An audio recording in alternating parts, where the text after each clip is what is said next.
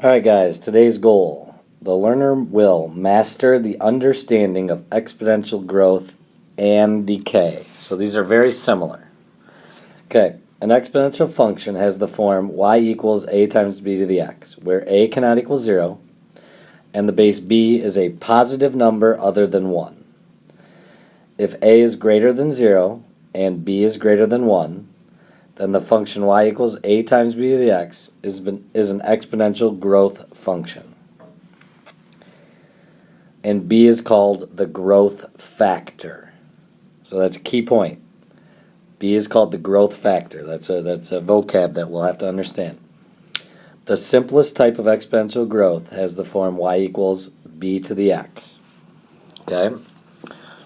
Where you don't have to worry about the initial value, you just worry about the growth factor. Okay? Parent function for exponential growth functions. The function f of x equals b to the x, where b is greater than 1, is the parent function for the family of exponential growth functions with base b. The general shape of the graph, f of x equals b to the x, is shown below. So if we're looking here, it is shown below.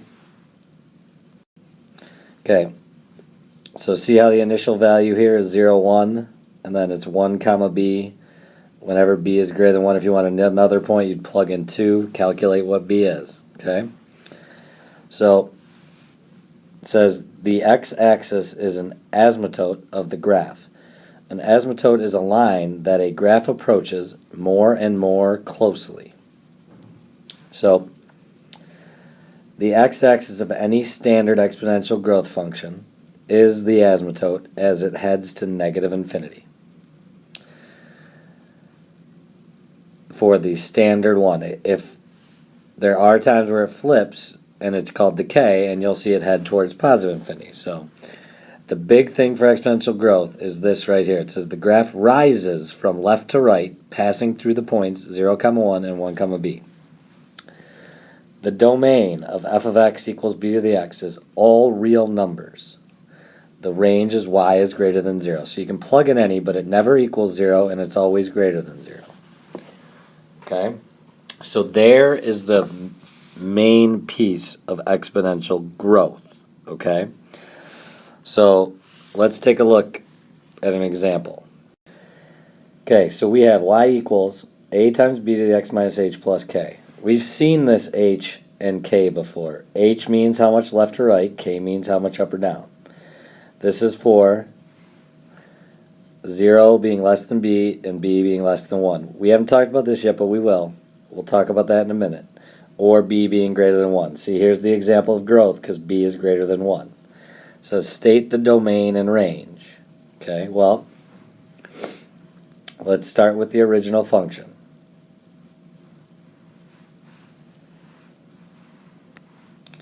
The domain and range of this. They said the domain of any standard function is all real numbers. The range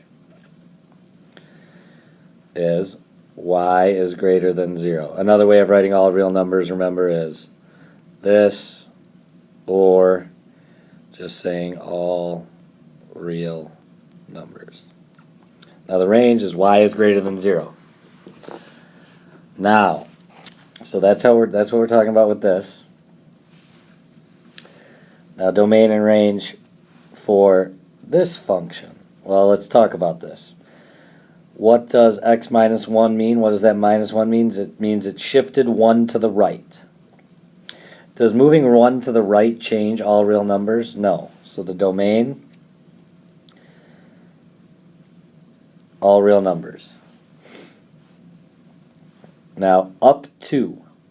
Well, let's think about this. Does the range moving up to change something? Well, if you think about 0 moving up to, it does change it. So the range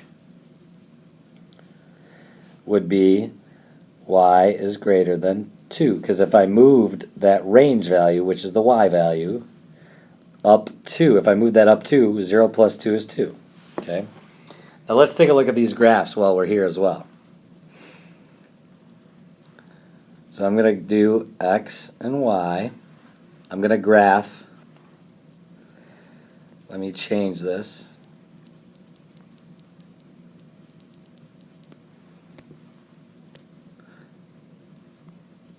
X, Y. Let's do this one first. I'm going to do -2, -1, 0, 1, and 2. So if I plug that in, you'd get y equals 3 to the -2, which remember that means 1 over 3 squared, which is 1/9. You'd have y equals 3 to the -1, which is 1 over 3, so 1/3. Y equals 3 to the 0. What's anything to the 0? 1. Y equals 3 to the first, 3. Y equals 3 squared, 9. So now let's look at this one. Again, transformations. Look back up here. What does this mean? It means it moves right 1, up 2. Right 1 affects the x values. Up 2 affects the y values. So if we look at this, right 1. Well, what is right to 1? So basically add 1. What's -2 plus 1? -1. -1 plus 1? 0. 0 plus 1? 1. 1 plus 1? 2. 2 plus 1? 3. Now up 2, so this would be 2 and 1/9, 2 and 1/3, 3, 5, 11. So that's how you can, if you're given a parent function, if you're given both functions, you can get the table easily of the parent function and apply the transformations. So let's take a look at this graph.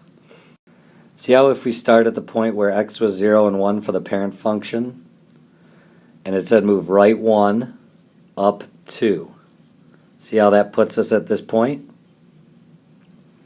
That's what happened. This whole thing was shifted, right 1, up 2. See how this looks like it's getting closer and closer and closer to 0, but this one's getting closer and closer and closer and closer to 2? That's because it was shifted up 2. Okay? So that's exponential growth. See how from left to right, increasing, left to right, increasing? So that's exponential growth. Let's talk about decay now. Okay, so we've studied exponential growth functions. You will study, in this lesson, we'll study exponential decay as well. Okay, exponential decay functions, which have the form y equals a times b to the x, where a is greater than 0, and 0 is less than b, which is less than 1. So the base b of exponential decay function is called the decay factor.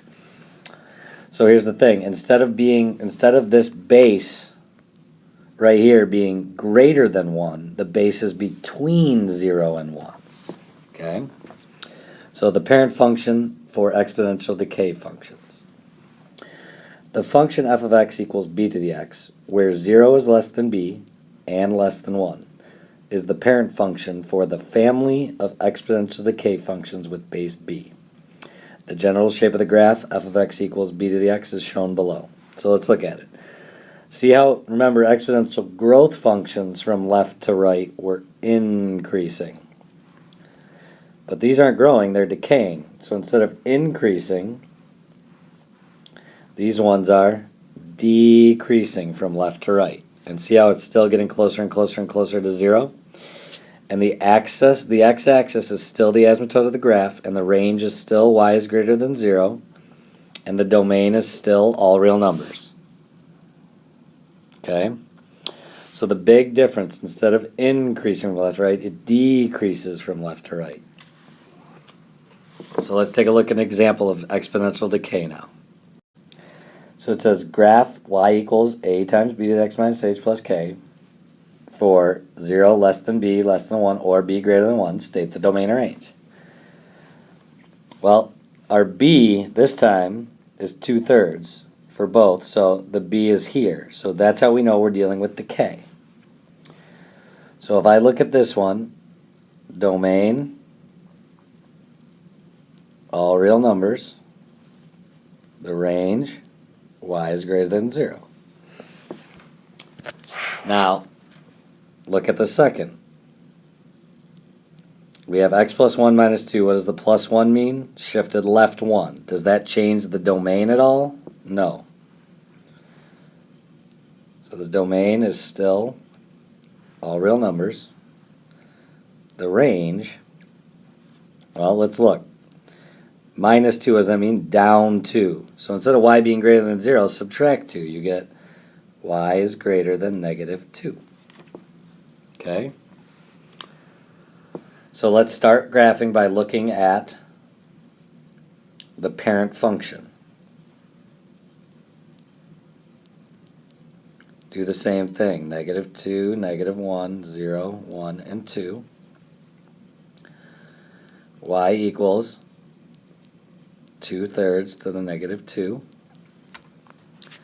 That is 3/2 squared, so 9/4. Because remember, the negative exponent means do the reciprocal. So 9/4. Y equals 2/3 to the negative 1, so that's 3/2. So 3/2. Y equals 2/3 to the 0, so 1. Y equals 2/3 to the first, so 2/3. Y equals 2/3 squared, so 4/9. So 2/3, 4/9. So now we have to make the table for the one that has been shifted. So it's been shifted. We know it's been shifted left 1, down 2, but it's also been shifted by a factor of 5. So order of operations, you shift left 1, factor of 5, down 2. Okay? So the left 1, very, very simple, means subtract 1. So go ahead and do that. So if we subtract 1 from all of these, you would get negative 3, negative 2, negative 1, 0, 1. Now we have a couple things we got to do for the y values. Because the first thing you got to do, multiply by 5, then subtract 2. Okay? So what I'm going to do, I'll show you an example and then get your calculators out and we can do this. You do 9/4, multiply that times 5, subtract 2. Okay? So let's do that. So that would be 9.25. And for graphing purposes, I'm fine if you want to use the decimals. Everyone's favorite.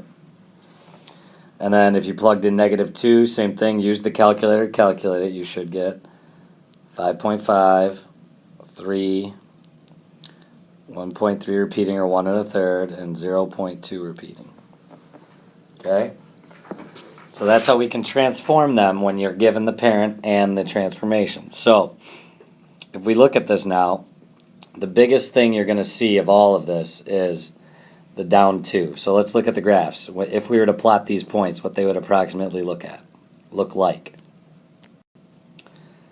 So here we go. Here's our graphs. The blue is the parent, or the red is the parent. The blue is the transformed one. So what do we have here? See how it still begins at 0, 1 and it approaches 0? Well, this one comes down quicker and then also approaches negative 2 because it was shifted down 2. Okay? So that is decay now. So let's look at some applicable problems to this. Okay. So we have exponential growth models. When real life quantity increases by a fixed % each year or other time period, the amount of y quantity after t years can be modeled by the equation y equals a, which is the initial amount, 1 plus the rate times the number of times. So years, months, weeks, whatever it happens to be. Where a is the initial amount, r is the % increase expressed as a decimal, Note that the quantity 1 plus r is the growth factor. Okay? So r is the rate, but 1 plus r is the growth factor. An exponential growth model, y equals 527 times 1.39 to the x. Identify the initial amount, the growth factor, and the percent increase. So initial amount, remember, is A. What does A equal in this? A is 527, so that's the initial amount. The growth factor. Well, the growth factor is 1 plus r. So what did 1 plus r equal? 1.39. Now to get r, well, we know 1 plus r equaled 1.39. So subtract the 1, you get r equals 0.39. But if you read, it says r is the percent increase expressed as the decimal. So if they want the percent increase, multiply that by 100 to get the percent, so you get 39%. So it's a 39% increase. Okay? So let's look at a few more problems dealing with growth and decay. And we'll see how things are going. So exponential decay models now. When a real-life quantity decreases by a fixed percent each year or other time period, the amount of y quantity after t years can be modeled by the equation y equals a times the quantity 1 minus r to the t. So the big difference there, instead of plus r, you're subtracting the r, or the percent decrease, where a is the initial amount still, r is the percent decrease instead of increase, expressed as a decimal. Note that the quantity 1 minus r is called the decay factor. So let's look at a problem. It says the value of a snowmobile has decreased by 7% each year since it was new. After 3 years, the value is $3,000. Find the original cost of the snowmobile. Okay, so we have to figure out, what do we know? It says the value of a snowmobile has decreased, so we know r is 7%, which divide by 100 to get 0.07 to go into the equation. We know that t is 3, and we know that the y value after 3 years is 3,000. So if we look at our equation, y equals a 1 minus r to the t, and we fill in what we know 3,000 equals, we don't know the initial amount, 1 minus the 0.07 to the third. So if we calculate this, or well, if we simplify this, we get 3,000 equals 0.93 to the third times a. So divide that by the 0.93 to the third. So you would get a equals, do that with your calculator, a equals approximately 3,729.69. Why did I round to 2 decimals? Because we're dealing with money. So this would be, the initial value was $3,729.69. Okay. One more example that we need to look at here. Okay. So let's talk about, it's another growth, but we'll talk about this. Okay, so we're dealing with compound interest. Exponential growth functions are used in real-life situations involving compound interest. Compound interest is interest paid on the initial investment, called the principal, and on previously earned interest, interest paid only on the principal is called simple interest. So we're dealing with compound, not simple. Okay, so compound interest. Consider an initial principal P, so the initial amount is still P, deposited in an account that pays interest at an annual rate R, so the rate is still R, still expressed as a decimal, compounded n times per year, so this n is how many times are you earning that interest per year. The amount A in the account after t years is given by this equation, so A is the end amount. So we need to use this equation, for any time you see the word compound sometimes per year. So like weekly, monthly, yearly, things like that, okay? So let's take a look at an example of this. It says you deposit $2,000 into an account that earns 4% annual interest. So I think this, my principal or initial amount is $2,000. My R is 4%, but divide by the 100, so you get 0.04. So that's all I know right now. Find the balance after 3 years if interest is compounded yearly. Okay? I don't like that, so I'm going to say compounded monthly. We'll do both. We'll do both, compounded yearly and monthly. So if we do the yearly first, and I know this right here, I know now T is 3, and the N. Well, compounded yearly, how many times a year is it happening if it's happening yearly? Once. So if I plug this in, A equals the initial amount times 1 plus the rate divided by the number of yearly compounds times the number of yearly compounds times the number of times. So you get 1 times 3. So we get 2,000, 1, well, add those together, you get 1.04, 1 times 3 is 3. So now just go ahead and put that into your calculator and calculate. So you would get $2,249.73. Even though they probably wouldn't round up, they'd probably just chop it off.